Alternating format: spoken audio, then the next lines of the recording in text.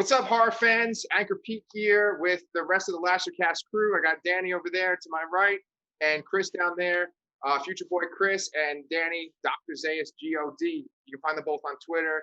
And today, oh man, I'm so excited. I'm actually the most excited for an interview that I've been so far. Today we have David Weiner, who made In Search of Darkness, which in my personal belief is probably one of the best things on Shudder right now. And so I am super excited to talk about that movie. David, thank you so much for joining us. Hey guys, thanks for having me on. It's a pleasure to be here. You're talking about me, right? It's not someone else that you're. Oh, it's you. Okay, all right. Yeah. And so, David, I know that In Search of Darkness, has been Chris has the Blu-ray down there, and then it's on Shudder right now too.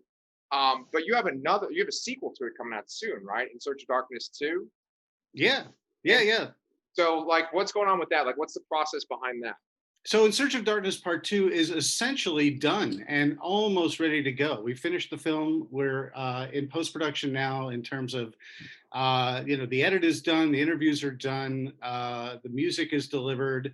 Right now we're polishing it, doing graphics, that kind of stuff like that. But we're only making it available now through Halloween at midnight. So if you go to 80shorrordoc.com, you can pre-order it, much like we did a year ago with the first In Search of Darkness, where you get in before midnight on Halloween and you get to have your name in the credits, and you get to get this whole really cool package of a trio of awesome, amazing art posters, enamel pin, the soundtrack, a digital copy of In Search of Darkness Part 2, and you get a free digital copy of In Search of Darkness Part 1 if you missed it.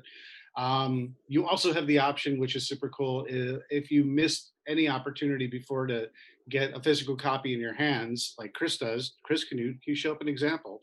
Oh yes. You missed, right? if you weren't Chris and you missed your chance to get that in your hands, you could get as a additional option to buy that as a Blu-ray or a DVD. And then on top of that, we've got this whole super cool Discord community for In Search of Darkness that we are kind of expanding with this beyond the documentary. So you've got In Search of Darkness Part 1, 4.5 hours. You've got In Search of Darkness Part 2, another 4.5 hours. It's like 9 hours of movie. 80s. That's your 80s horror reminiscing day. Oh. And then if when you're chopping at the bit to talk all about it, you could jump on Discord and talk to all the people who are part of this really cool, welcoming community. And that's a community that has watch parties and Q&As with a lot of the talent from these movies from the 80s. Like we had Reanimator and Jeffrey Combs was talking to everybody. We had Maniac Cop and we had William Lustig.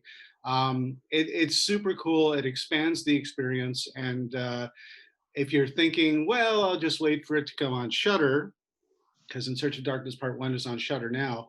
Right. Guess what? There's absolutely no plans to do anything beyond Halloween. So listen, there's just no plans.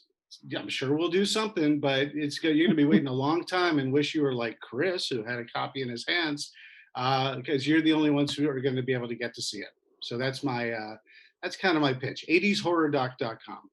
Wow. Okay, you sold me on that. I love the Discord aspect of it. That is so cool that you could be like talking to people that are in this documentary. That is awesome. And so I was going to ask you just right off the bat, like, how do you go about securing these people for these interviews? There's like a lot of really famous horror creators in this interview.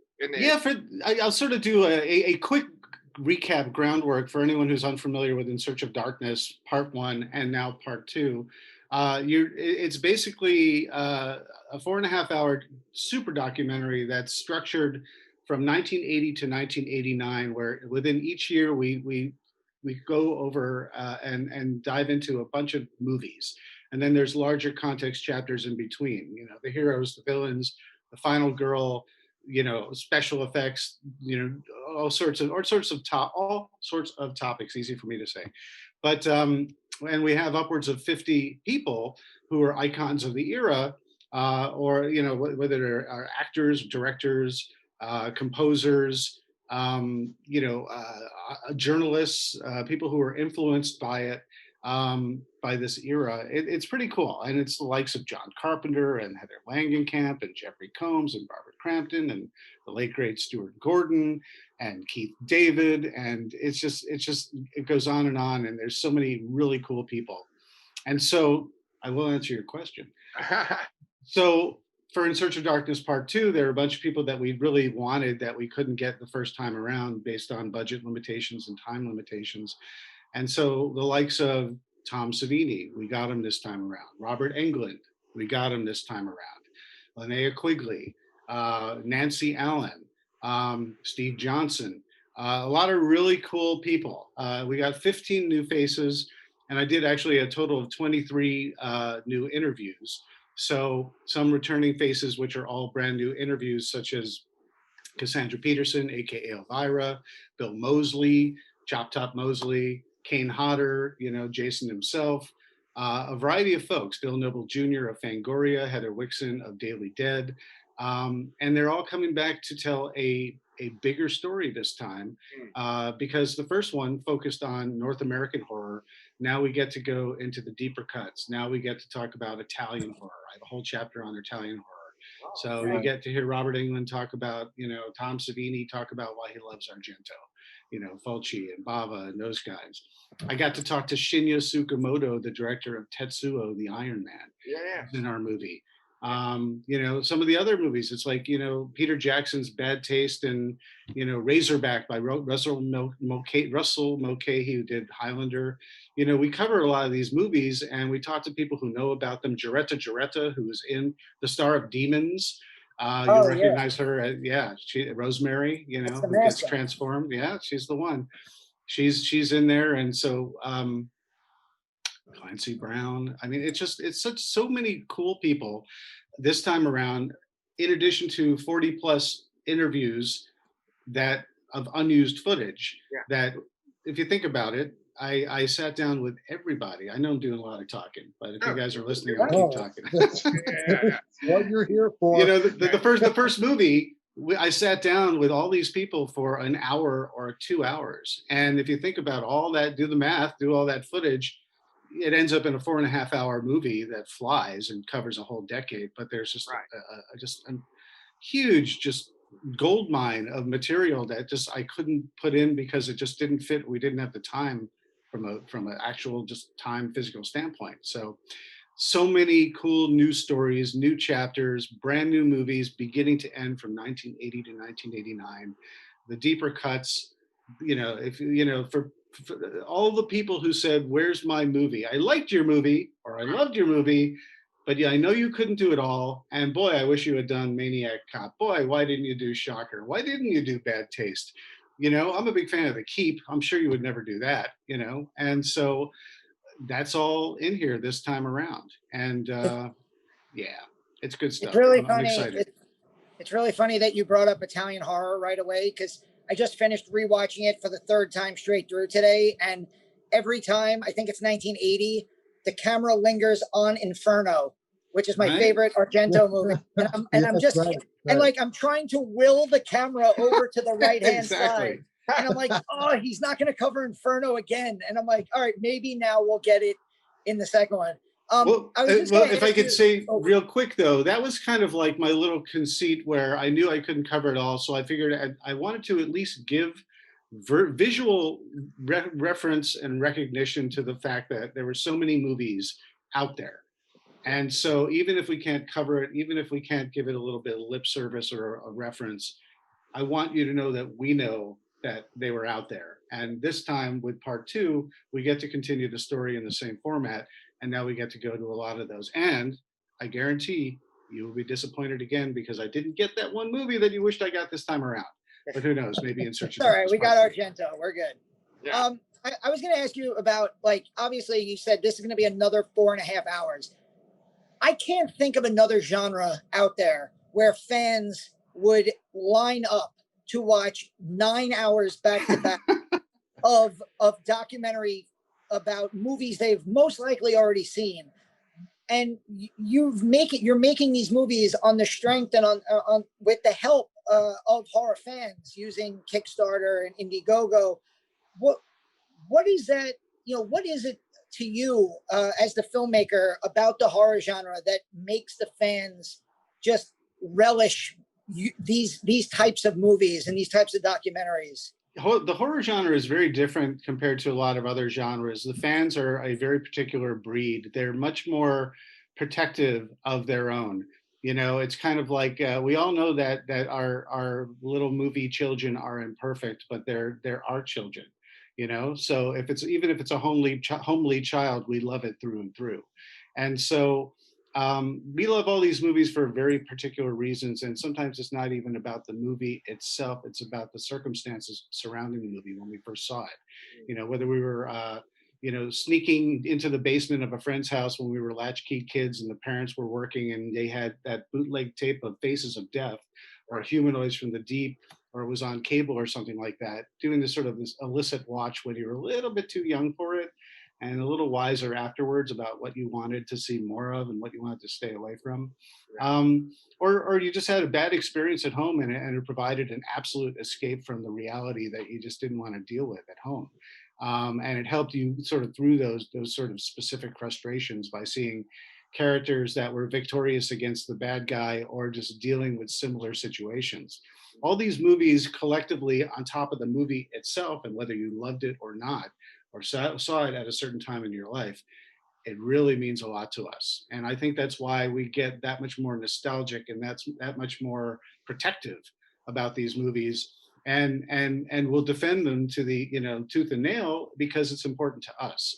And so, you know, there are people who get a little cynical out there on social media and discussions about, well, you're wrong because there's something about horror that's insulated from that, where we could be like, yeah, well, listen, this is my opinion and I love it for these reasons and you're never going to change my mind.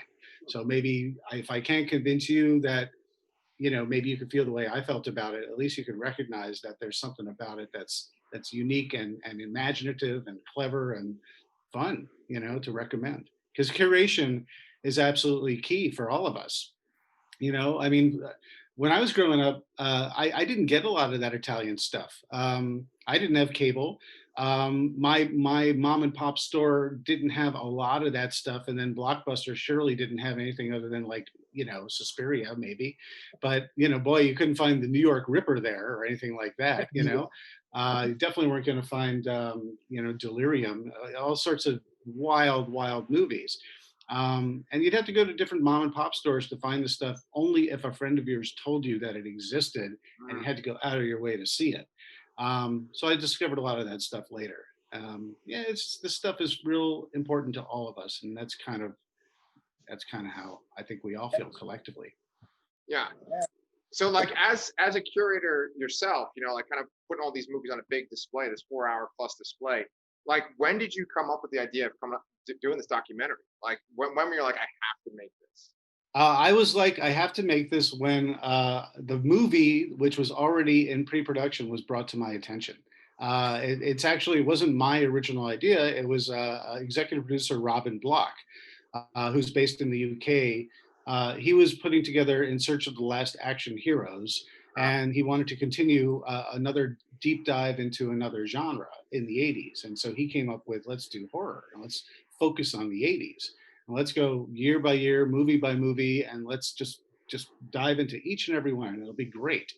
And we'll kickstart it, and we'll see, you know, if the horror fans are game for this. And it kind of absolutely snowballed from there, because it was never expected to be or intended to be a 4.5-hour movie. It was aiming to be about 2-hour documentary, if that. We had some stretch goals to maybe go to 3 hours if we met our stretch goals, but we blew past all of our goals in the first day and just kept on running. And then there was this absolute groundswell of support and interest in this that really gave us a tremendous amount of enthusiasm.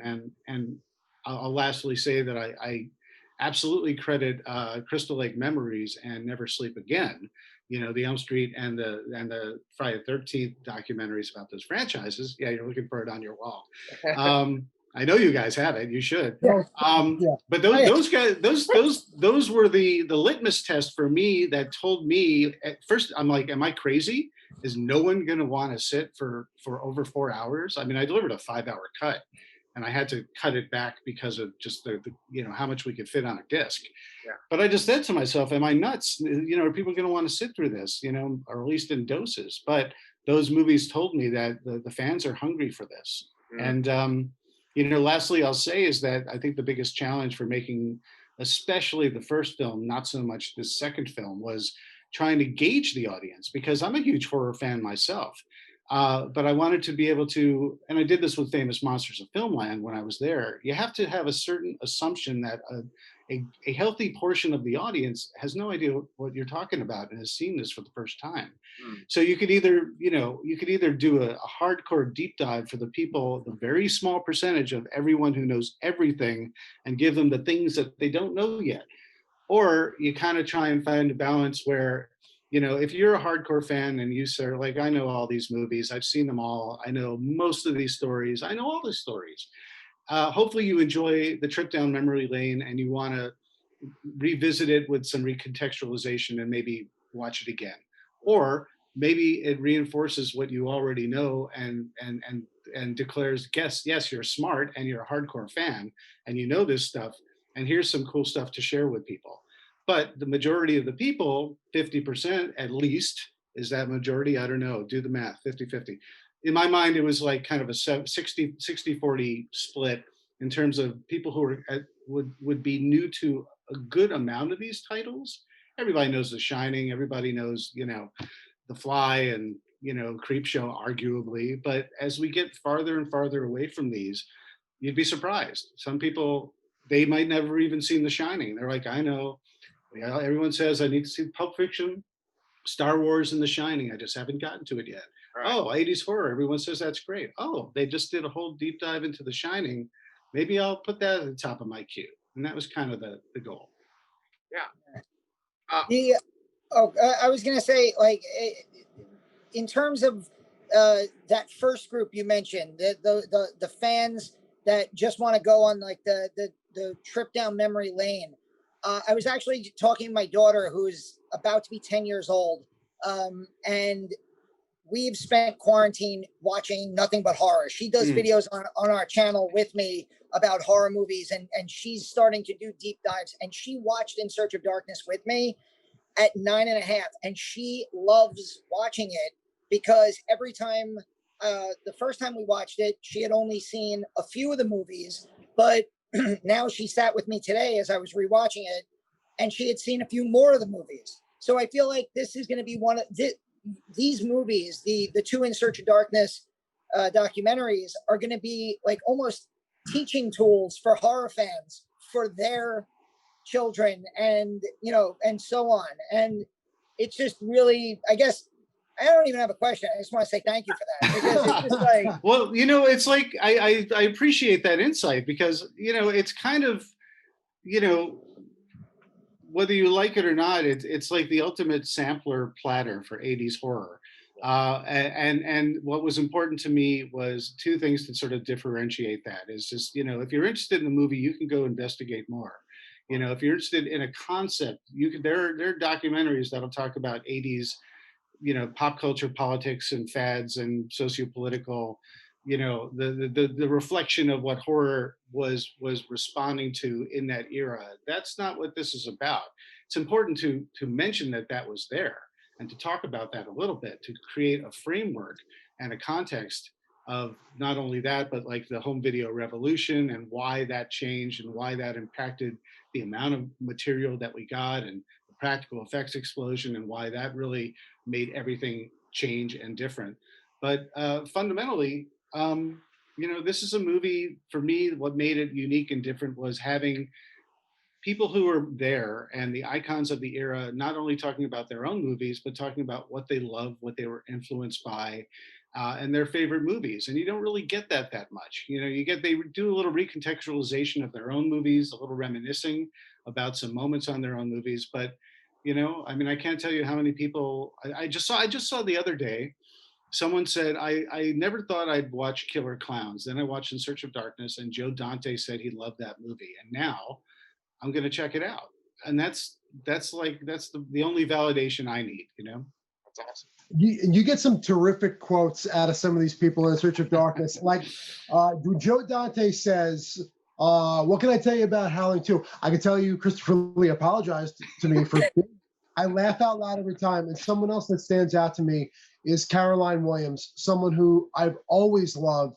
And doesn't matter where I'm doing, because again, 4.5 hours, I get up, I'll make dinner, I'll come back to it. I stop what I'm doing when Caroline Williams is on screen, because everything she says, the way she talks, I had no idea she loved the genre as much as she does. And she's fantastic in this. She's a fan through and through, and she knows her film history, and she's incredibly not only knowledgeable but articulate. And she's one of the many people on in that movie that really blew me away based on her knowledge base. And it was an absolute joy to sit with her and not only get some insights about Texas Chainsaw Massacre 2 that I never quite realized, that she, that extremely vulnerable scene where Leatherface has the chainsaw between her legs. Feminists can argue till the end of the day that that was a horrible, exploitation moment. And she says, no, I seized that moment and took power in that situation. And it's a crowning achievement, that she basically disarmed him with her sexuality. And I was like, I never saw it that way. I always felt badly for you. And she's like, no, that's like one of my greatest moments. And so, I think having the like her perception of the final girl moniker, and whether it's important to them or not, and what she'd like to see more of in horror, these are great little nuggets. Like I said, there was so much that didn't even make the movie, so I'm proud to be including a lot more of that this second time around. Yeah, I could watch 4.5 hours of Tom Atkins telling awkward stories about his multiple on-screen romances in the 80s. Because I'm smooth. Yeah. Are you weird? Yes, I'm weird. And then we're in bed together. Classic Spanky. Yeah. No, I remember telling Danny a couple of years ago, I'm like, upon the first time watching it, I'm like, I need a cut or a special feature that's just Caroline Williams. Because I could sit there and it's so engaging. I can only imagine what it's like to sit in front of her and listen to her speak. Yeah. With that being said, like, were there certain people that, like, because you're a horror fan, you were like kind of intimidated, ask them questions, or like you were like starstruck? I'm always starstruck, but I've been doing this for a long time. I mean, prior to this, I worked at Entertainment Tonight for 13 years, and I did a lot. I did red carpet and interviews and lots of stuff before then, and I've written and interviewed for the Hollywood Reporter and LA Weekly, and I was the editor of Famous Monsters of Filmland magazine. So this is what I do for a living. Right. That being said, I'm always starstruck. If you stop being starstruck, then it's time to move on to like a different vocation.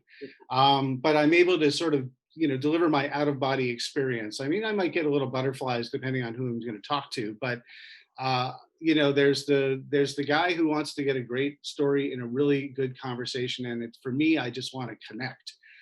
It's very important for me to do my homework and do my research and demonstrate that I know that without being showy about it. But people, when they're being interviewed, they respond right away when they recognize that you just know their work. It's a show of respect. And when you do that, and you can ask some logical follow-up questions, you can go down some interesting paths and get some great material. And then you shake your hand, you take a picture, all that kind of stuff, and they walk away, and you make sure you actually did have film in the camera when you did it.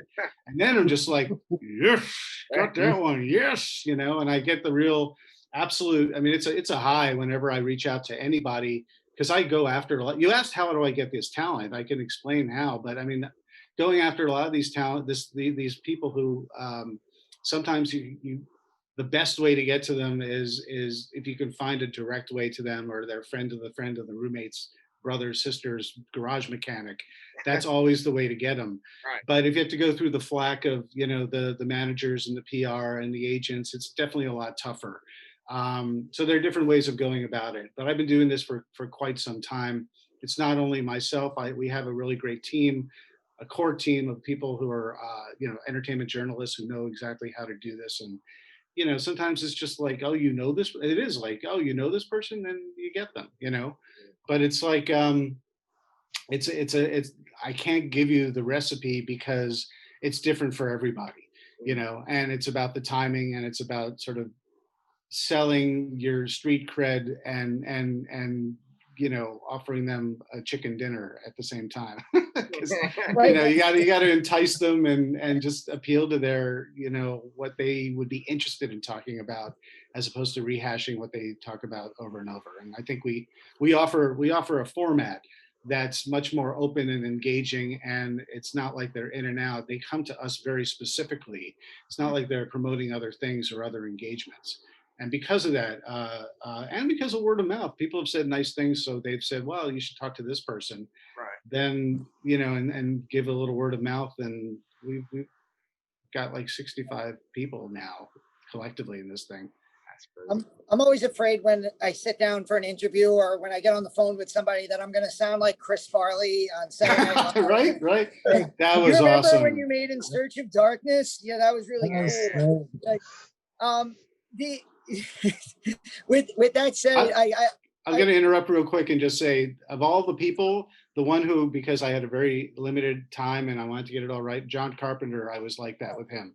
I wasn't like, that was awesome, but I was just like, that makes perfect sense. I was like laser focused, get in, get out, and get everything I need. And, I actually got to meet his wife at New York Comic-Con back when we were allowed to see other human beings. Right. And Sandy King Carpenter. Yeah. She's fantastic. She runs the Storm King Comics that he's a part of.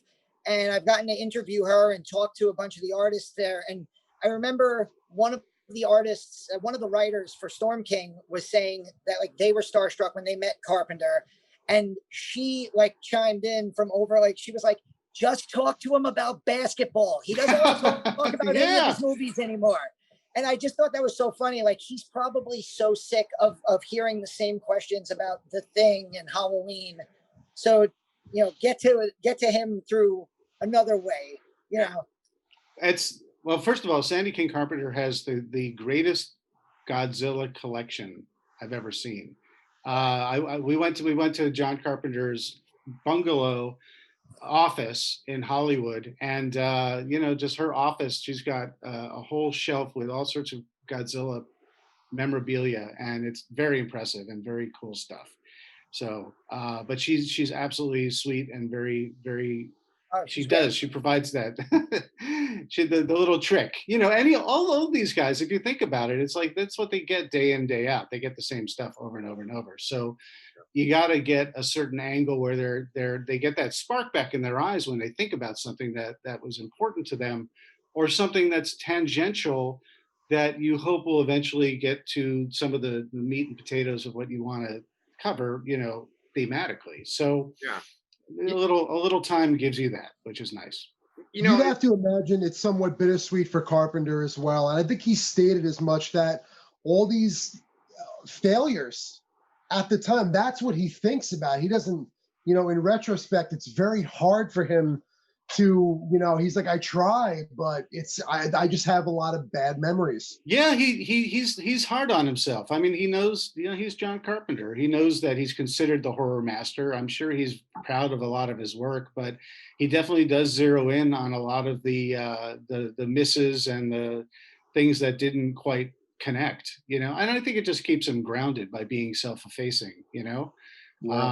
And that those to me make for the most interesting stories. Like I was very excited that I could ask him about Firestarter, and say, what was the story? And he's like, well, the story was I got fired, and it's and he got fired simply because the box office from The Thing was not good. The Thing bombed and he lost that job, and doesn't matter, he gets the last laugh that we all think The Thing is one of the all-time great remakes / just films of the 80s in general, in that magical year of 82, but he doesn't really, it still stings for him, and it also just makes him that much more human.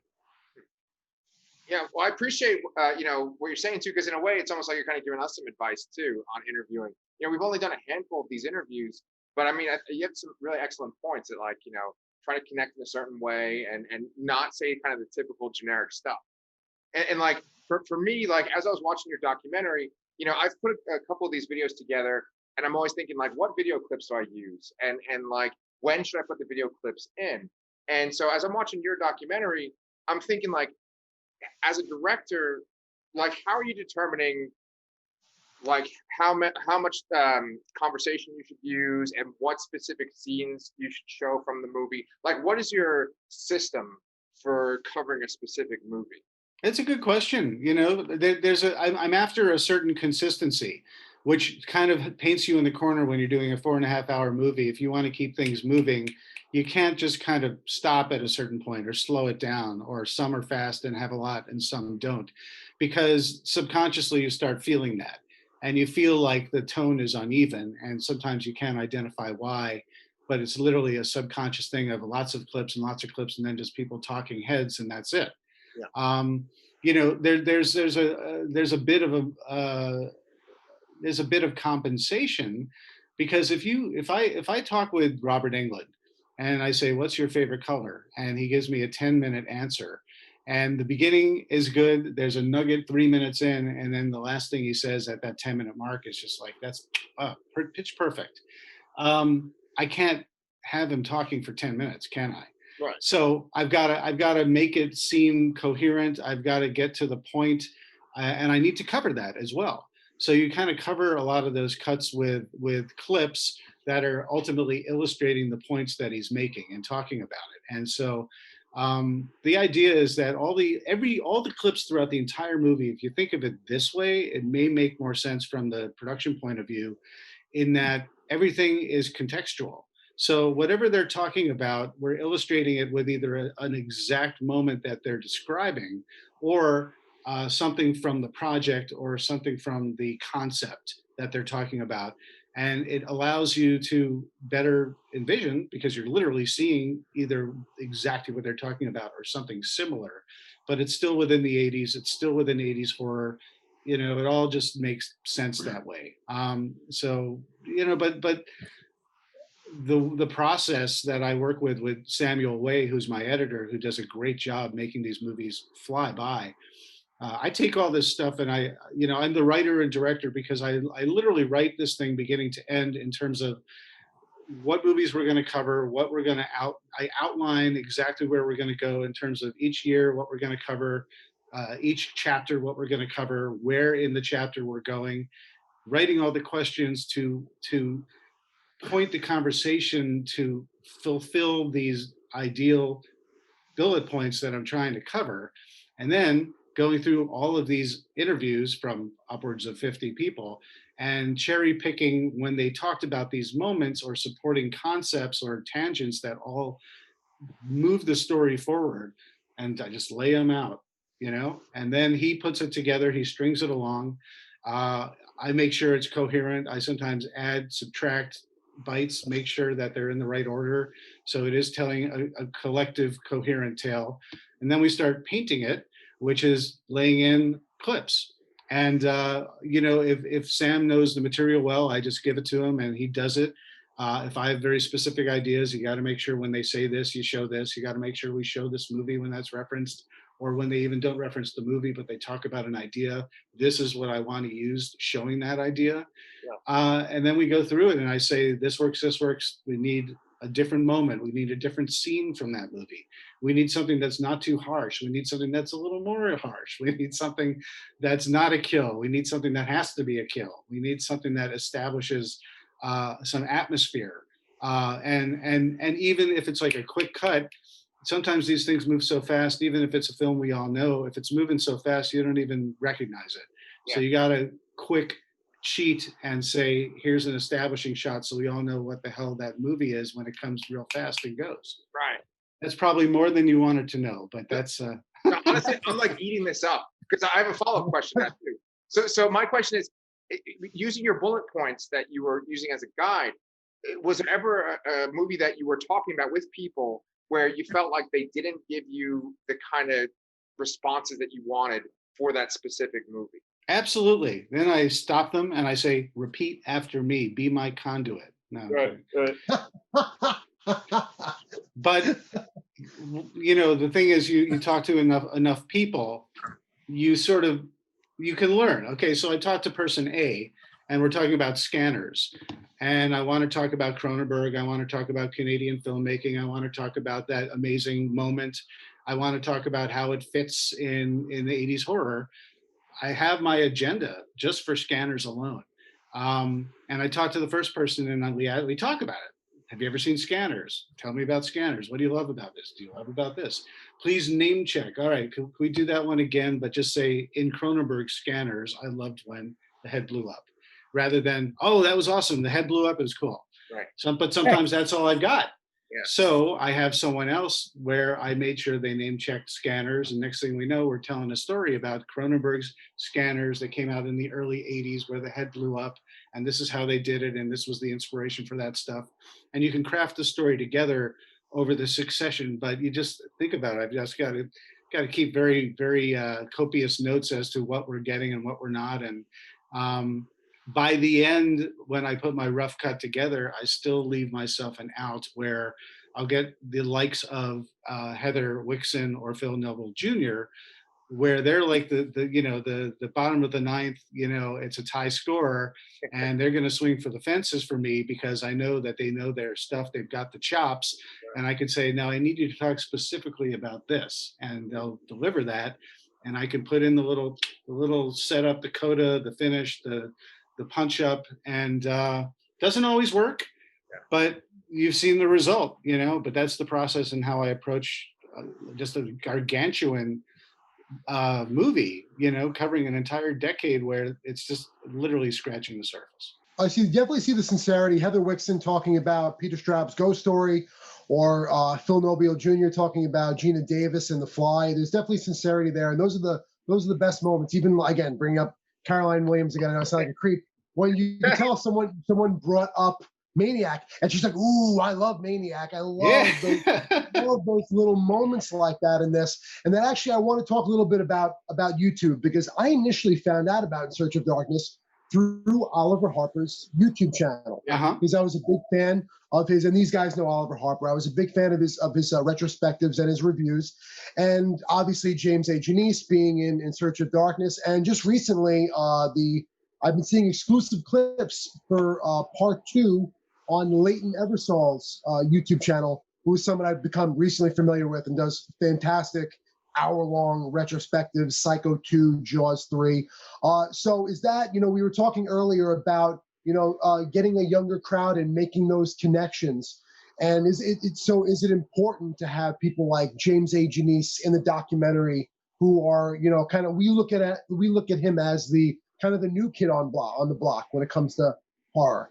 Yeah, well, he has a very large following. And people love the kill count, and I credit Robin Block completely for pushing that element of populating our cast with what we call influencers, basically, people who are very knowledgeable. They know their stuff, but they're also introducing this to a whole new generation and a brand new audience where a lot of us who are looking back at the 80s, a lot of us were either in there or the tail end, or, but there's a whole younger generation. Like I said, they're like, well, I know I have to see Star Wars, Pulp Fiction, and, The Shining. They're the ones who are going to someone like Dead Meat, who are being introduced to all this stuff. James Rolfe, Cinema Massacre, Good Bad Flicks, Brandon Tenold. Those guys who all happen to be in part 2, they provide a lot of amazing insight, and I think are incredibly valuable in showing exactly what you said, bringing it to a new generation. They're very knowledgeable themselves, and I think it's important that you can't have everyone who are only there in the 80s. Part of the whole conceit is that you have people who are influenced by this and carrying the torch and sharing it with a whole new audience. And you need their point of view and you need their perspective. And I think it's wonderful that we could do that. That's why Corey Taylor, yes. And the ultimate curators themselves, Joe Bob Briggs and Darcy the Mail Girl. Right. You know, they're the ultimate curators right now. I mean, everything they're putting on Shudder, I guarantee you, even the hardest of horror fans are just like, yeah, well, I never really quite got around to Blood-Sucking Freaks, but now that Chris Jericho's on there talking about it, I got to check it out. And well, guess what? We have Chris Jericho in part 2 as well, talking about stuff. Yeah. Daniel, like I was in on the Blood-Sucking Freaks train a while back. The doctor. Can I quote you on that? I was in on the Blood-Sucking Freaks train. Wait, you're gonna like this one. The doctor who slurps out the brain through the straw was the assistant principal of technology at my high school. Yes, very good. And so my friends and I were always. Oh, hello. My cat just jumped up on the table. There's a blood-sucking freak right there. All right. Yeah. So yeah, I was ahead of the game on that one. I wanted to ask you about the. I mean, I'm really excited about part 2. But the history nerd in me really liked the chapters, the breakdowns, because that's so important in getting to understand the 80s. I actually wrote down the late, great Stuart Gordon. He has a quote in the first documentary that said, "Horror thrives when there's a repressive government." Yeah. And so many of the horror films that you cover in the documentary are completely reactionary. Mm-hmm. And I loved going through the chapters about almost the Reaganomics and the pop culture and politics and all sex and nudity, and you threw Siskel and Ebert in there and how much they hated horror. So with part 2 focusing, as you said, so much on international films, can you give us some insight as to what the chapter breakdown, or at least what we're going to be seeing in those? When you break up the years of the 80s. Yeah. I'll give you a taste of what we're doing. We're doing an Italian horror chapter. So there's going to be a lot of Italian horror movies throughout, but we're also focusing on how insane that decade was for Italian horror. Listen, if you like eye trauma, this is your movie. That's all I could say. Fulci and Argento. Yeah. Exactly. So there's that. There's a chapter on unmade projects, especially one of like Stuart Gordon, one of the late great Stuart Gordon has a whole section talking about he always wanted to make Shadow over Innsmouth, mm-hmm. and talks about some of the challenges about making that and what ultimately he was able to achieve. And like I said, you had these great stories. It's like I got to find a way to include this somehow. Your cat is a hardcore horror fan. That's all I'm saying. Ridiculous. It's not ridiculous. I appreciate his fandom. I'll be like a Bond villain. I'll just sit here. Exactly. Yeah. Tell us about the chapters. Yeah. Yes, Mr. Bond. You only have 2 movies, Mr. Bond. Another thing I think is sort of interesting. One of the conundrums I faced was with some of the folks that I couldn't get the first time around, and I was able to get the second time around. I was faced with the challenge of now I've got Robert Englund, but I've already talked about several Nightmare on Elm Street films. I've already got Tom. I got Tom Savini finally, but I've already talked about Creepshow and Friday the 13th. I've got Nancy Allen now, but I did Dressed to Kill already. So do I just do a whole segment on the movie again, but just from their point of view, or does it start feeling redundant? And I decided that what I would do is I'd be able to sort of get the best of both worlds. And I devoted chapters where they get to talk about themselves and their own careers and their career trajectory. So it's like Tom Savini on Tom Savini, Englund on Englund, Linnea Quigley on Linnea Quigley, and Nancy Allen on Nancy Allen. And they get to talk about their specific movies, but in the overarching tale of their career path, especially how the 80s impacted their career and how their movies impacted the 80s. And that also allows me to cheat because it's 80s centric, and that's pretty much all we talk about. But like, you can't have Nancy Allen and not talk about Carrie, right? So now I get to put Carrie in there in the story.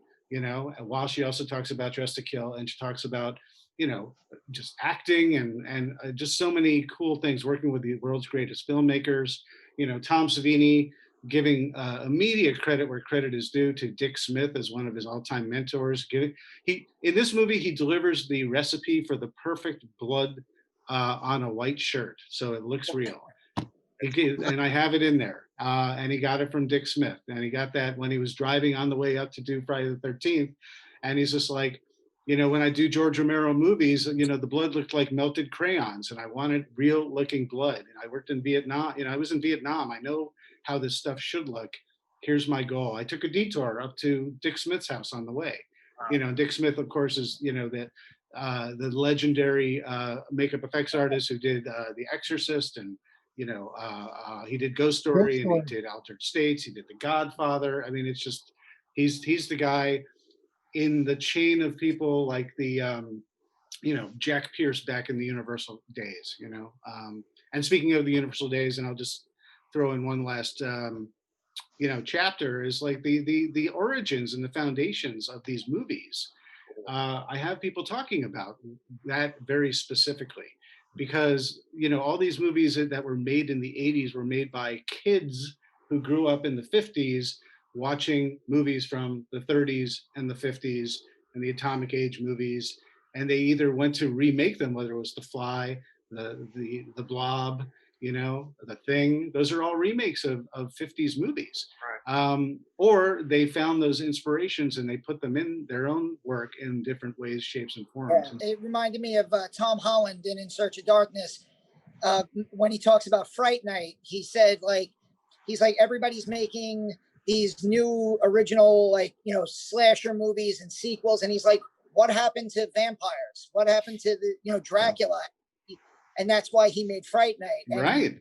Yeah. And that's his direct response to the things that brought him joy as a child. And Roddy McDowall playing Peter Vincent as like a washed up horror host.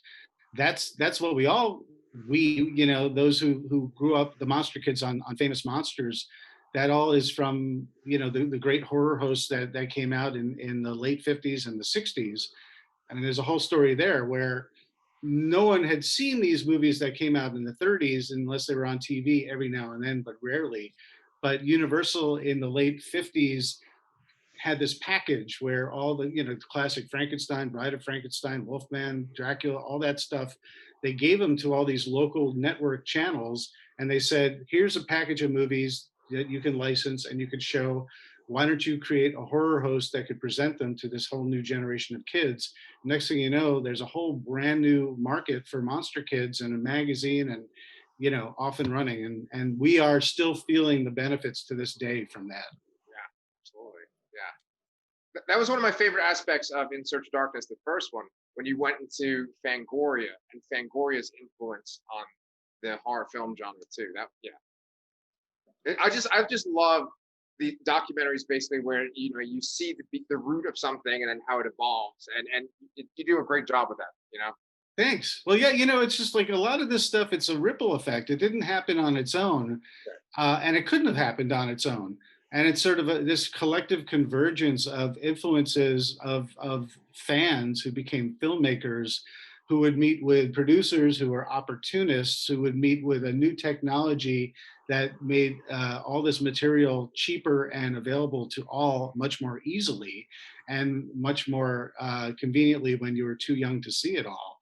And, it just it's like a domino effect. Yeah. I feel like this is also coming out at like a perfect time, these documentaries, because, Chris showed off his physical copy of In Search of Darkness, and like we each have our collections, but like I feel like horror fans we're almost the one genre that is keeping physical media alive. You don't see a drama fan being like, oh, I can't wait for the new 4-disc collector set of Casablanca. Whereas like I just spent $150 on the new Friday the 13th box set, even though I kind of don't like half the movies. I had to own it. And it's like, and I feel like, again, your movies you're helping to drive almost like a separate economy of horror, where we're just going to go out and consume more because it's what we love. You know? Well, to that point, we debated a lot back and forth about, do we do a digital copy? Should this be just online and streaming? Do people want a hard copy? If we do distribute that way, to more than just the backers, do we want to, get into the manufacturing of do people really want to hold it in their hands? And the truth is they do. You do, I do, although we're all running out of room. But the thing is, it's the posters too. Like, that's why we create this package where you get 3 super duper cool posters. I mean, I must brag that I had absolutely nothing to do with them. Maybe one of them I might have had some influence, but we have these amazing artists, Dave Morrell, Ratchet Loft, and Clayton Benj, our in-house guy, who did these amazing things. And my point is, you want to put this on the wall, because when you're not watching it and you're going about your daily life, you could glance at the poster on the wall, the enamel pin on your shirt, and get lost in a moment of nostalgia. You're just like we're kind of from a generation that really likes owning a piece of something. Like, listen, I love Halloween 3, so I gotta have my NECA figures, like, I saw those and I'm just like, they're too expensive and I don't need them. Where can I order them?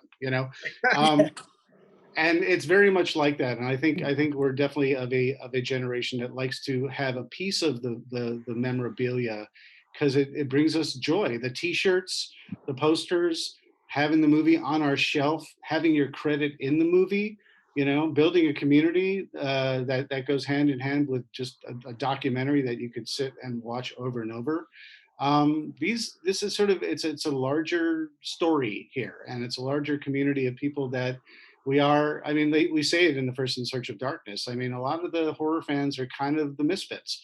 We're not all perfect. We all had a bit of nerd rage, aimed at us when we were kids, because we were probably smart and insightful or had opinions. And now we're all grown up and we like, we like to not think about that, but it's all kind of part of our DNA. Horror fans are coping with like the pandemic better than everybody else, because we've been trained for this our entire lives. Exactly. That, and the fans of post-apocalyptic dramas, we already have our houses stocked, and we can psychologically cope with it. Yeah. What makes it special is that we are the black sheep. I mean, this is a genre that Hollywood was built on the back of horror. It's a genre. I mean, you want to talk about a continuous thread. I watched The Old Dark House probably 3 times this past week. You have Melvin Douglas in that. Then, 60 years later, Melvin Douglas is in The Changeling. He's in Ghost Story. It's you can't, but that's what makes it special to us, is that the way it angers us how this genre is treated sometimes, but it also, that's what makes us this tight little group, Yeah, I absolutely agree. And it's very cool that you can, when you go back into your horror history, you could recognize folks. I mean, it's like, I just did a rewatch of The Birds, Alfred Hitchcock's The Birds, which is a movie I've seen once a long time ago, and I've seen in clips more times than I can count. But after doing In Search of Darkness Part 2, and I have a little Birds reference that comes and goes in it, so I got some birds in there just for fun. I'm like, I got to watch this again. And as I was watching it, I had totally forgotten, if not did not realize, that a young Veronica Cartwright is in this movie. Oh, and that little a girl, younger, right? and that a younger, but she plays the mom, Jessica Tandy. Because we all grew up in the 80s where Jessica Tandy was in, like, Batteries Not Included, and Cocoon, and all these actors where their heyday was back in the day. And it's so cool when you see them as younger actors. And that, other than the fact that Tippi Hedren being Melanie Griffith's mom and kind of the spitting image of Melanie Griffith and vice versa, it really blew me away, because I was looking at this young Veronica Cartwright thinking she's going on to great things and great genre things, like, not only Alien and Witches of Eastern. Body Snatchers. I'm sorry? Yeah, body Invasion of the snatchers. Yeah, Body I was going to say, Snatchers, yeah, yes. body snatchers. So it's just She's they're also in a everywhere. very famous Twilight Zone episode. Right. I sing the body electric. I know that's the name of the episode. That's the name of the company. Oddly enough, The Birds, I always tell people, has one of what I consider one of my most disturbing death scenes. Ever since I was a kid, I always just the camera, the slow pan past the fence onto Suzanne Plachette, the position of her. It's making the hair stand up on my arms right Yeah, now. the feet up, just sort of sprawled across the stairs. It's honestly, it sends a chill through my body. I find it so incredibly disturbing to this day. Spoiler alert, but yeah.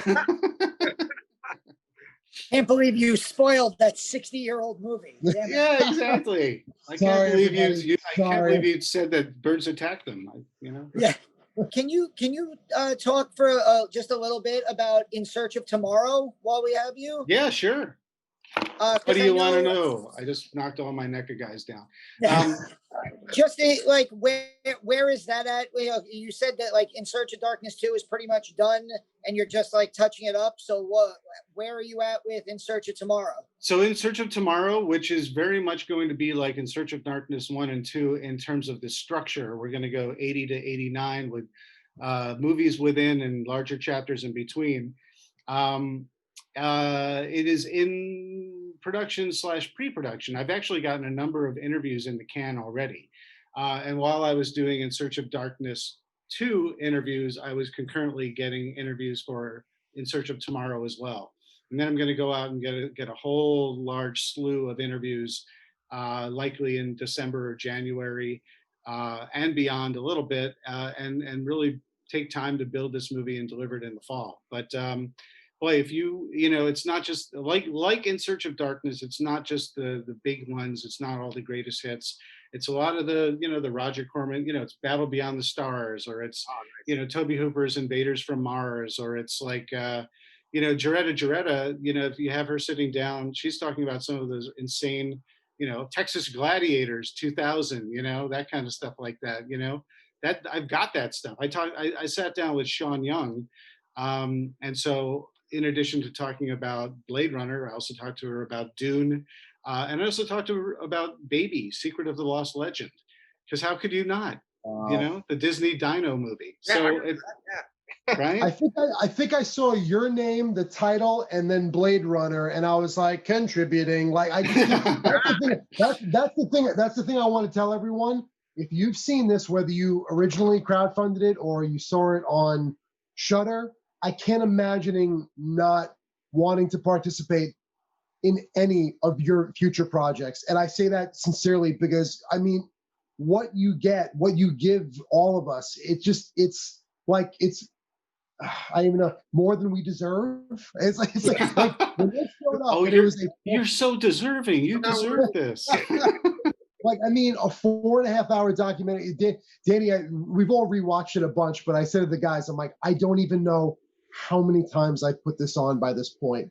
Yeah. Well, that's the closest. It's the closest, and I think I wrote this in my review last year when I saw it for the first time on Geeks of Doom.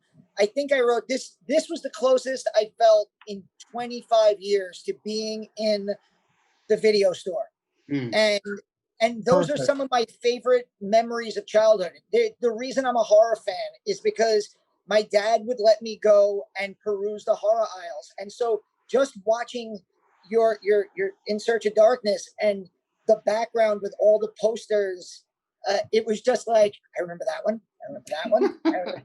And I just remember Evil Dead 2, the skull scared the shit out of me. And then the skull wasn't in the movie when I saw it, and I felt like I got ripped off somehow.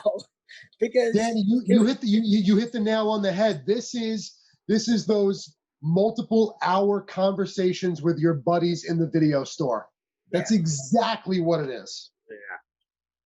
And you just jump from topic to topic. I mean, you're surrounded by these things, and you're like, and you talk about a reference, and then you're like, oh, okay, put this on the pile. Oh, that one, put that on the pile. All right, you don't have to rent this, but look at the back of the box. See this still right there?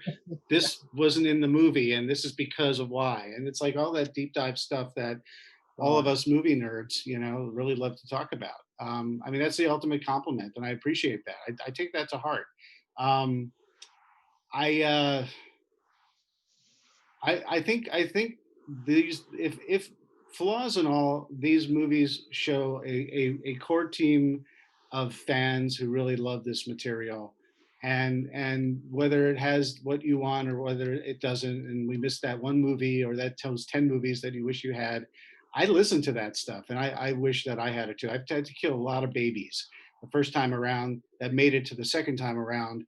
Then I had too many babies and I had to kill some more. And so they're looking for a home, but the idea is, we have limitations and constraints, but the idea is we all love these movies with a passion. And I think if you could, I think a lot of people have said that they recognize this as a labor of love, and, oh, a movie about the 80s, whatever, it's 4.5 hours long. They kind of stop and they think, whatever I'm getting into, someone took the time to care, and if they can get something out of it, and if they can get a lot of brand new stuff out of it, if they can get only the reinforcement that this is the stuff that they love, then, I've achieved my task. And I didn't do it alone. I have a great concentrated team to make this all happen. And we worked really hard to connect with our love with the fans' love. We're all one and the same, Yeah, Absolutely. and David, I just want to say thank you too. Like, I wanted to add another compliment on there too, because like I love horror movies very much, and I feel like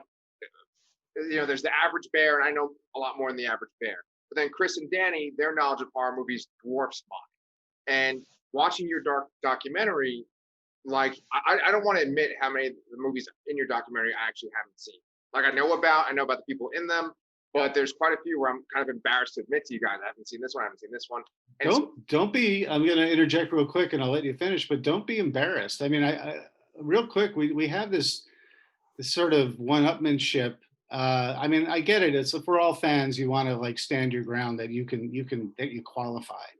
But it's like, listen, use this as a guide to be like, this is the movie I always wanted to see. Now's the time to see it. Yes. Sorry to interrupt. But. No. That's actually what I was just about to say. I almost feel like it's like a checklist. And I'm like, oh, okay, I want to see this one. I want to see this one next, And so I just wanted to thank you for that. That's how my daughter is watching it too. Like my daughter just watched, we did a video not too long ago about Bill and Ted, because obviously Face the Music came out. And my daughter and I watched this before that, and then she came in and Alex Winter was on the screen, and she was like, "That's Bill," and I was like, "Yeah, of course that's Bill." And she had only known who Alex.